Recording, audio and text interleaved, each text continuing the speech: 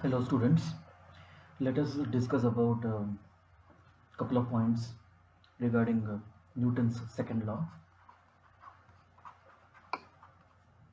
Okay, now what does this law say? That force is equal to mass into acceleration. Newton's first law talks about an entity called force, and the second law tells you how to calculate the force. This we have already discussed. Now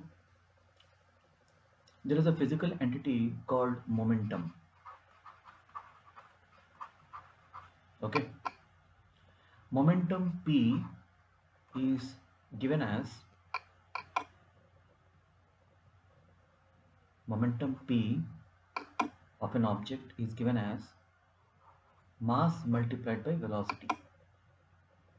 Okay, momentum of a physical entity is given as p, it is denoted by p, and it is equal to mass multiplied by velocity. What are the units? Mass is in kg, velocity is in meter per second. This is the unit of momentum. It is a vector quantity. It is a vector quantity. That means it needs magnitude plus direction. Okay, now coming back to this Newton's second law, you know that acceleration can, what is the definition of acceleration? It is the acceleration is change in velocity by change in time. So we can write this equation as m, what is a? It is v minus u, which is the change in velocity divided by time. Let us say u is the initial velocity and v is the final velocity. Okay, so you can write like this. So further simplifying, you are getting mv minus mu by t. Okay, so what is this numerator term?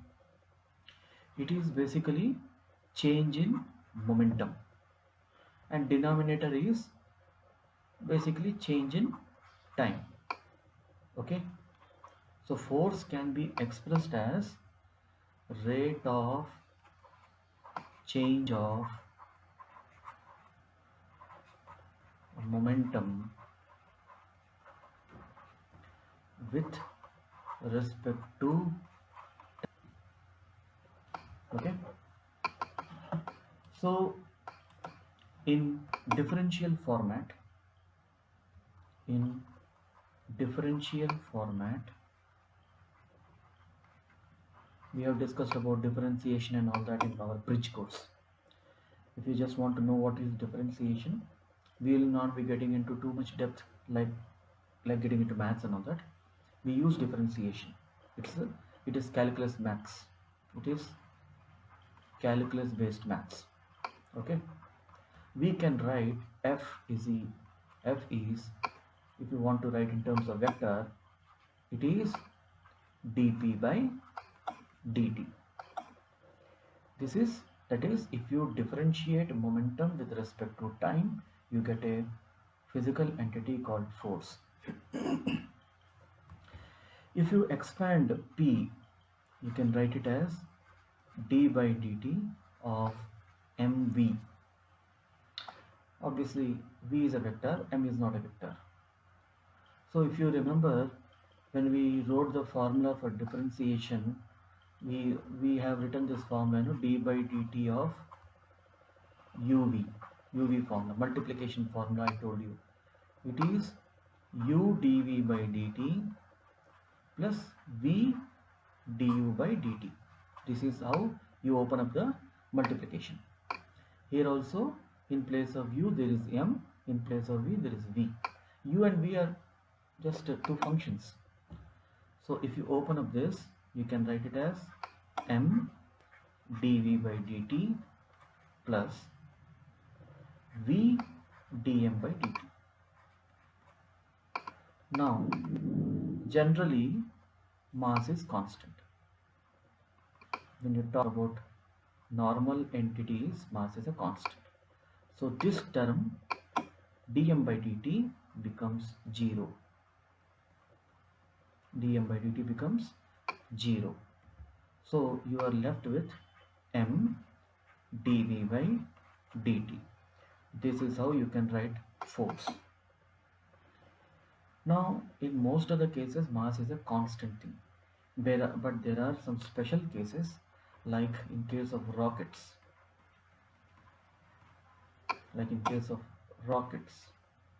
Here m and velocity both are changing. You may ask me how. So let us say this is the rocket. Okay, it has been released from the ground. Rocket is going up. Okay, rocket is 1 kilometer above the ground. Then it is 10 kilometer above the ground. Then it is 40 kilometer above the ground. 1, 10 and 40 kilometers. Okay, 1, 10 and 40 kilometers. The speed will be something here will be different.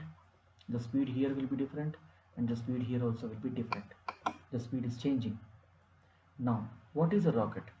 Rocket means one is rocket weight, rocket own mass, right? And it has got fuel also inside. It is also adding to the weight. Now, this fuel is burning and the rocket is moving up. Is the fuel thing constant? The fuel thing is not constant. The fuel is reducing. So thereby reducing the overall mass of the rocket. Overall mass of the rocket, let us say this is m1 and this is m2. You get overall mass of the rocket as m1 plus m2. Okay. What is happening? Rocket own mass is constant, but the fuel mass is changing. That means mass also is changing with respect to time. In that type of special situation, you will be using this equation. Otherwise, in most of the cases, we are going to use this equation. Okay.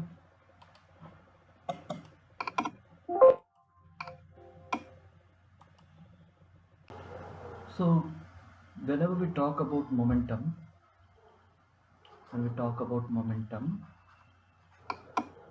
we have to talk magnitude as well as direction.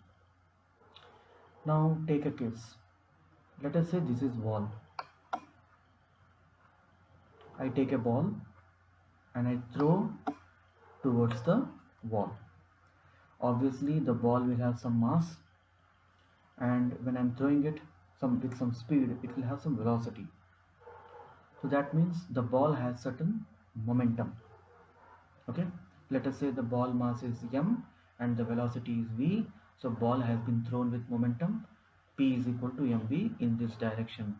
I will consider this as positive. Now once it hits the wall, what will happen? The ball will bounce back. The ball will travel in this direction now. Does the ball has momentum now also? The ball has momentum because the ball has a mass, the ball has a velocity. Let us say this velocity is same as the initial velocity. So the ball has the same momentum p, but it has got a negative momentum now. So if you consider this as positive, this will be negative. This is a very important point. You should make a note of it. Now one more thing. This example is one dimensional. 1D you can call it. This momentum is 1D because you threw the ball in x and it came back in minus x. Sometimes, let us say this is my x-axis, this is my y-axis. A body may be going in this direction, maybe after collision or whatever. The body is going in xy plane. Okay, so here the body, some of mass m is going in this direction.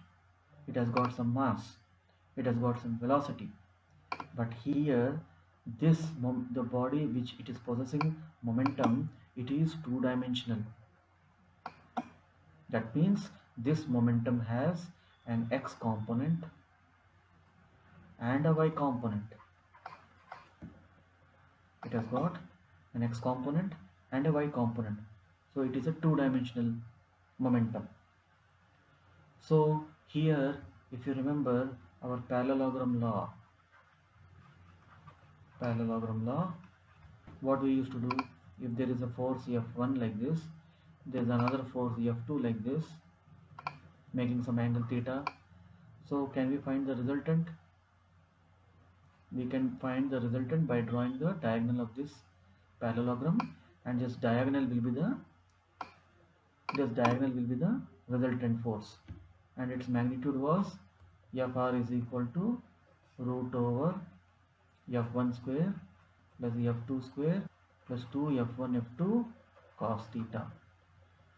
So can this concept be applied to momentum? Can this concept be applied to momentum? The answer is yes. So in the place of F1 you will find P1, in the place of F2 you will find P2, and in the place of Fr you will find PR. So same concept can be applied here as well. Okay. So these points we should remember while solving numericals.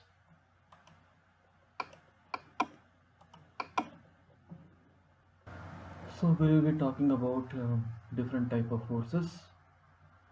So the first type is the contact forces. Second is the non-contact.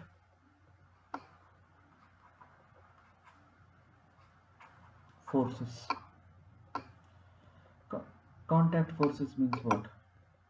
There is a block. You are pushing the block. So the block from this position, it came to this position. So you are applying a force on the block. Your hand is in touch with the block. So then only the force can be applied. Otherwise the block will not move. So this type of force is a contact force. Example is a normal reaction. Let us say a block is there on the table. The block weight will be acting downwards, and as per Newton's third law, equal and opposite reaction, there will be a normal reaction in the upward direction. Now this normal reaction is created only because the block is in contact with the table. If there was no contact, there is no question of normal reaction. So that is why contact force, this is an example of contact force. In non-contact forces, the blocks may not be in contact with each other, but still there is a force which is applied. We will see how. Okay, so these are basically fundamentally two types of forces. In our subject, in our physics, basically in your syllabus, we will be talking about four types of forces most of the times. One is gravitational forces. Okay, gravitational forces. Second is electromagnetic forces. Third type is strong nuclear forces. Okay, and the fourth type is weak nuclear forces. Gravitational forces means there are two big masses. Let us say this is Sun and this is Earth. They have mutual attraction for each other because of gravitational forces. This we are going to study in depth when we will take up the gravitation chapter, and that force is given by F is equal to, let us say this mass is m1, some two masses if you take, this mass is m2, the distance between them is r, you can write g m1 m2 by r square. We'll talk about this in depth when we will be talking about gravitation chapter. So this is the gravitational force. Here you can see the blocks are not in contact with each other, but they are experiencing a force. So this is block 1 is experiencing gravitational force because of block 2, and block 2 is experiencing gravitational force because of block 1, but they are not in contact with each other. This is an example of non-contact forces. The second type is, now let me tell you, gravitational forces are weak in nature. They are not very strong, they are weak. Electromagnetic forces is basically because of interparticle interaction.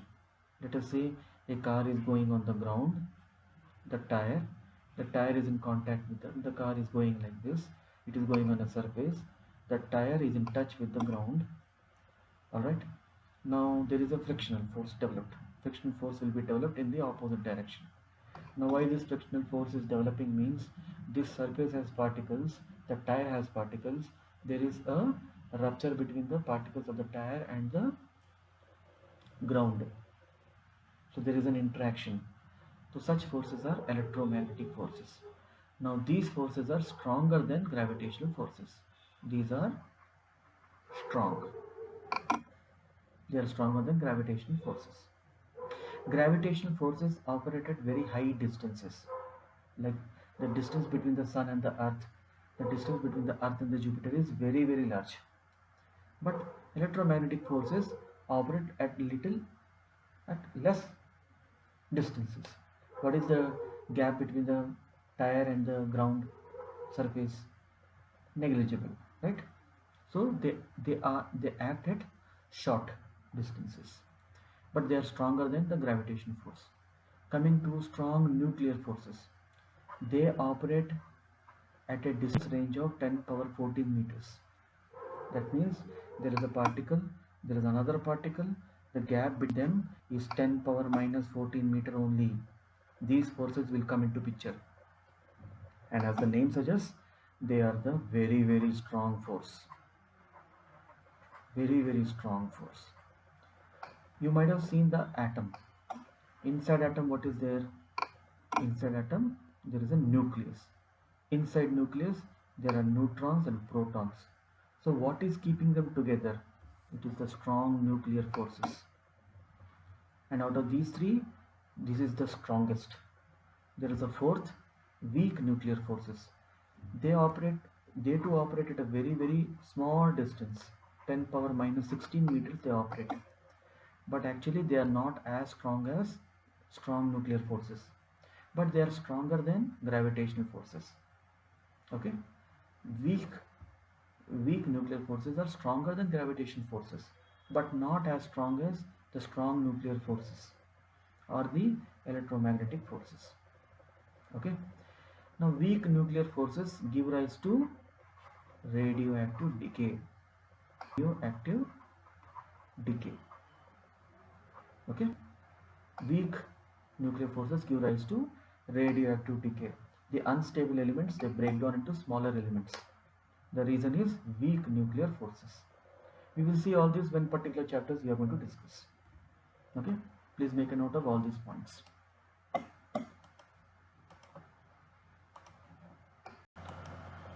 So here we will discuss a concept, principle of conservation of linear momentum. What is a linear momentum? An object from here, it is going here. It is moving from this position to this position in a line. That is a linear momentum.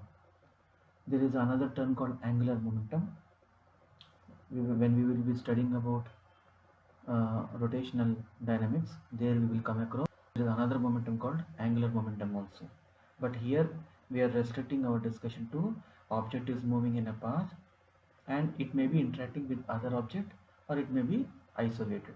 If you are talking about an object which is in isolation, it is an isolated system. Okay, we are talking about a single object, it is isolated, right? Now here object 1 is going and hitting the object 2, so this is a system. Actually this is called a system. In the system you have got two objects. You can have three objects, you can have n objects, but that is a system. So this is the difference between isolated system and a system of. And when you talk about a system, this is called a system. Okay, here multiple objects are there and they may be interacting with each other.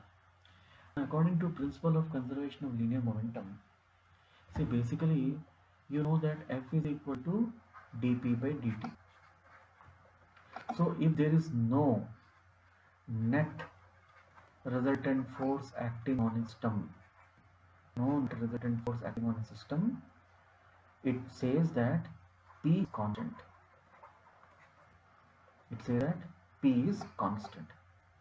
If there is no net resultant force on the system, then F is equal to 0. So that means dp by dt has to be 0. So this is possible only when P is equal to constant. Because when you differentiate constant with respect to time, you get dp by dt is equal to 0. So P is equal to constant when there is no net resultant force acting on the system. So that principle is called principle of conservation of linear momentum. So when you apply this concept to a system of bodies, like this is a system of bodies, we can interpret it this way, that the initial momentum of the system is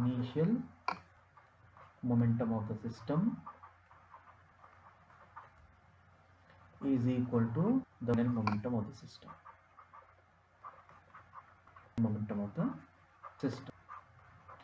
What do I mean by initial momentum of the system here? Initially this block is moving and it came and hit this block. So the second block is at rest and this block is moving. Okay, so in the initial stage both these blocks have some momentum. I'm not going into too much detail, we will discuss this point later. But initial momentum of the system means initial momentum of, let's say, initial momentum of mass m1 and initial momentum of mass m2 is equal to final momentum mass m plus final moment mass m2. So this is the meaning of that. If there are more than two bodies are there, you will keep on adding the masses. Okay, so this is how we apply the concept of conservation of linear momentum. Conservation means it is not changing. See, here you are saying P is constant. Whether it is in the initial stage or the final stage, the value of P is constant. And the value of P is constant.